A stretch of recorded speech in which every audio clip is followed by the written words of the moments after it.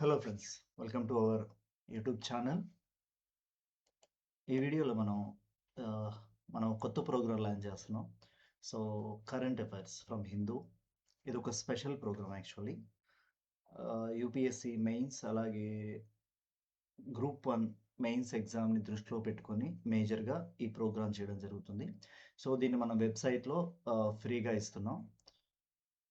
Only from Hindu. Okay, only from Hindu news paper నుండి మాత్రమే ఇక్కడ మనం మెటీరియల్ అనేది ఇవ్వడం జరుగుతుంది.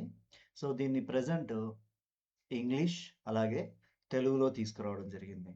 మీకు ఎవ్రీడే హిందూ పేపర్లో వచ్చే ఇంపార్టెంట్ ఆర్టికల్స్ కొన్ని తీసుకొని వాటికి సంబంధించిన నోట్స్ మెటీరియల్స్ మనం ఇవ్వడం జరుగుతుంది.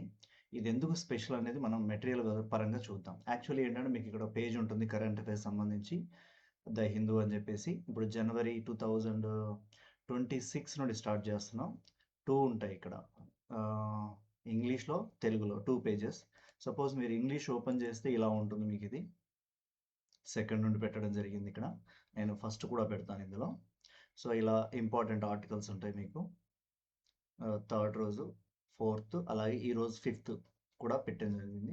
అలాగే మీకు తెలుగు కనుక చూసుకుంటే తెలుగులో కూడా మీకు 4th అండ్ 5th రోజు ఇవ్వడం జరిగింది. అలాగే థర్డ్, సెకండ్, ఫస్ట్ కూడా నేను తర్వాత ప్రొవైడ్ చేస్తాను. ఇక్కడ ఇందులో ఎలా ఉంటుందంటే మీకు ఇంగ్లీష్ ఓపెన్ చేసినప్పుడు ఇక్కడ ఇండియాస్ రష్యన్ ఆయిల్ ఇంపోర్ట్స్ మీద ఈరోజు ఒక ఆర్టికల్ వచ్చింది. మేజర్గా ఏంటంటే ఎడిటోరియల్స్ అలాగే టెక్స్ట్ అండ్ కంటెక్స్ట్ అని చెప్పేసి స్పెషల్ పేజెస్ ఇస్తారు. వార్ప్లో వచ్చిన ఆర్టికల్స్, అలాగే ఫ్రంట్ పేజ్, వేరెవర్ వరల్డ్ పేజ్లో ఉండొచ్చు లేదా బిజినెస్ పేజ్లో ఉండొచ్చు. ఏదైనా ఇంపార్టెంట్ ఆర్టికల్ వచ్చినప్పుడు, suppose India's Russian oil imports మీద ఆర్టికల్ వచ్చింది. సపోజ్ మీరు దీన్ని క్లిక్ చేస్తే ఆటోమేటిక్గా దానికి సంబంధించిన మెటీరియల్ అనేది మీకు ఓపెన్ అవుతుంది. ఇది డ్రాప్ డౌన్ మెనూలో ఇచ్చాను. సో మీకు ఇండియాస్ రష్యన్ ఆయిల్ ఇంపోర్ట్స్ అనగానే మీకు దానికి సంబంధించిన డీటెయిల్స్ మొత్తం వస్తాయి. ఓకే, అలాగే social security for gig workers ఒకటి వచ్చింది. అలాగే జీడిపి అండ్ న్యాచురల్ డిజాస్టర్ సంబంధించి, అంటే జీడిపి అనేది ఎవ్రీ ఇయర్ న్యాచురల్ డిజాస్టర్స్ వల్ల మనకు కొంత తగ్గుతుంది అని చెప్పి. అలాగే the struggle to count women's labour అనేది ఒక ఆర్టికల్ వచ్చింది. అలాగే పాకిస్తాన్స్ పొలిటికల్ హిస్టరీ మీద ప్రజెంట్ ఉన్న పొలిటికల్ రెజీమ్ ఎలా ఉంది ఏంటనే దాని గురించి కూడా ఒక విశ్లేషణ ఇవ్వడం జరిగింది. అయితే ఇందులో మేజర్గా మనం ఏంటంటే హిందూ పేపర్ అనేది మనకు ఎగ్జామ్ పాయింట్ ఆఫ్ వ్యూలో యూపీఎస్సీ కానీ గ్రూప్ 1 మెయిన్స్ కానీ పనికొస్తుంది చాలా బాగా, దాన్ని ప్రాపర్గా చదవగలిగితే. కానీ ప్రజెంట్ ఉన్న స్టూడెంట్స్ ఎవరు కూడా మ్యాక్సిమం స్టూడెంట్స్ న్యూస్ పేపర్ చదివే అలవాటు అనేది మ్యాక్సిమం పోయింది. అంటే మనకు ఆన్లైన్లో ఇంటర్నెట్లో మెటీరియల్స్ దొరకడం వల్ల కావచ్చు, తర్వాత చాట్ జీపీటీ కానీ ఏదైనా ఏఐ రావడం వల్ల కావచ్చు, అలాగే కరెంట్ అఫైర్స్ సంబంధించిన నోట్స్ బయట మెటీరియల్స్ దొరకడం వల్ల కావచ్చు, మ్యాక్సిమం పీపుల్ ఏంటంటే ఈ హిందూ న్యూస్ పేపర్ అనేది ఒక న్యూస్ పేపర్ చదవడం అనే అలవాటు అనేది మ్యాక్సిమం మిగిలిపోయింది. సో కొంతమంది వెరీ వెరీ రేర్ పీపుల్ మాత్రమే న్యూస్ పేపర్ చదువుతున్నారు. సో అయితే మిగతా వాళ్ళు కూడా కొంతమంది న్యూస్ పేపర్ స్టార్ట్ చేసినా కూడా దాన్ని కంటిన్యూ చేసే పరిస్థితి లేదు. మ్యాక్సిమం ఏంటంటే స్టార్టింగ్‌లో అంటే లెక్చరర్స్ చెప్పారనో, సీనియర్స్ చెప్పారనో అలా స్టార్ట్ చేసి ఒక 1 వీక్, 10 డేస్ తర్వాత మోటివేషన్ అనేది ఎగిరిపోతుంది. దానికి ప్రైమరీ రీజన్ ఏంటంటే మేజర్‌గా ఆ ఇంగ్లీష్ స్టాండర్డ్ అనేది చాలా ఎక్కువగా ఉంటుంది. పర్టిక్యులర్‌లీ మనం ఏంటంటే న్యూస్ కాకుండా డైరెక్ట్ ఎడిటోరియల్స్‌లోకెళ్ళడం వల్ల ఆ ఎడిటోరియల్స్ రాసేవాళ్ళు చాలా సబ్జెక్ట్ ఎక్స్‌పర్ట్స్ మాత్రమే కాకుండా లాంగ్వేజ్ ఎక్స్‌పర్ట్స్ కూడా అవ్వడం వల్ల వాళ్ళు చాలా స్టాండర్డ్ వర్డ్స్ పెట్టడం. సో మనం అవి చదివినప్పుడు మనకు ఆ వర్డ్స్ అర్థం కాకపోవడం. సో అదొకటి ప్రైమరీ రీజన్. దాంతో పాటు ఇంకోటేంటంటే మనం ఏదైనా ఒక ఆర్టికల్ చదివినప్పుడు మనకు మైండ్‌లో ఎలా ఉంటుందంటే, నాకు దీనికి సంబంధించిన ప్రీవియస్ నాలెడ్జ్ లేదు కాబట్టి, నేనిప్పుడు చదివినా కూడా దీని మీద నాకు కంప్లీట్ గ్రిప్ రాదు అనే ఒక అపోహ ఉంటుంది. మనకొక ఆలోచన ఉంటుంది. అలాగే ఫ్యూచర్‌లో మనం కంటిన్యూ చేయకపోతే ఈరోజు చదివిందంతా వేస్ట్ అయిపోతుందనేది కూడా ఉంటుంది. సో ఇవన్నీ రీజన్స్ వల్ల మనం ఏంటంటే ఇంకోటి టైమ్. సో ఒక్కొక్క రోజొచ్చే న్యూస్ పేపరు ఒరిజినల్‌గా మనకు బుక్ రూపంలో తీసుకొస్తే ఒక షార్ట్ బుక్ అవుతుంది.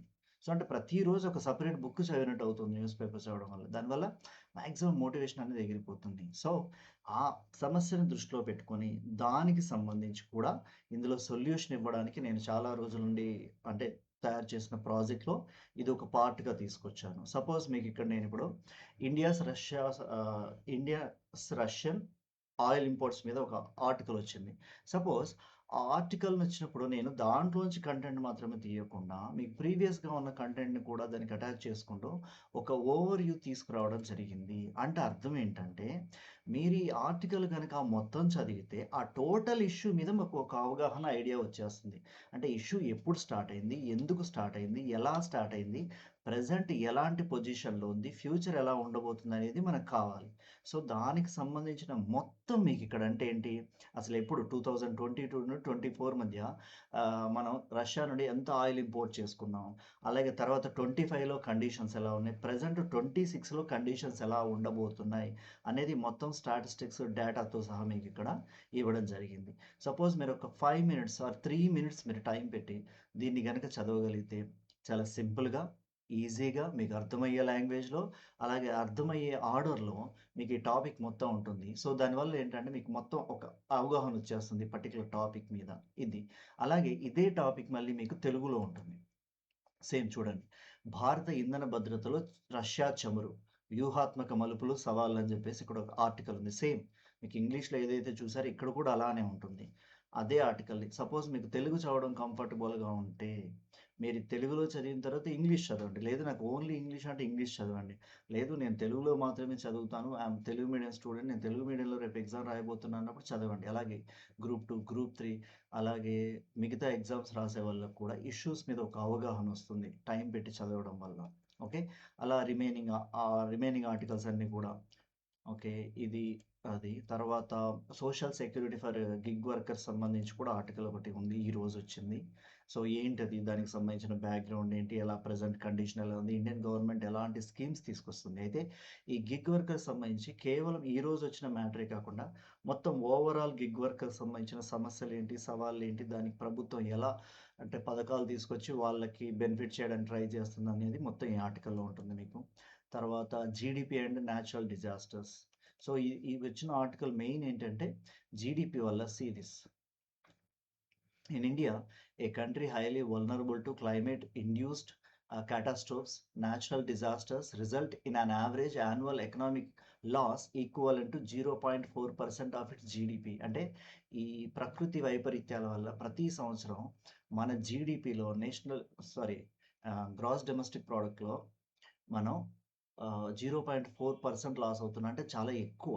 ఓకే. దానికి సంబంధించి అసలు ఇది ఏంటి? వాటి మధ్య రిలేషన్‌షిప్ ఎలా ఉంది? లాంగ్ టర్మ్‌లో వచ్చే లాస్ ఏంటి?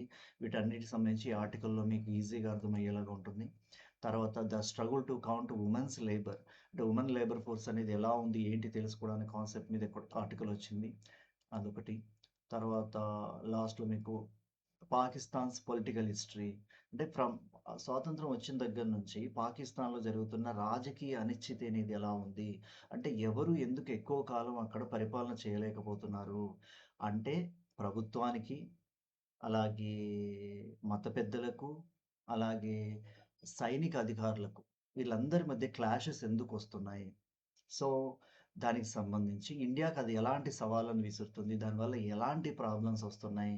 మనం ఎవ్రీ ఇయర్ ఎంత లాస్ అవుతున్నాము? అంటే మనం పెడుతున్న డిఫెన్స్‌కి పెట్టే పెట్టుబడి కావచ్చు, అలాగే లాస్ అవుతున్న హ్యూమన్ లాస్ ఎంతమంది చనిపోతున్నారు అనేది కూడా.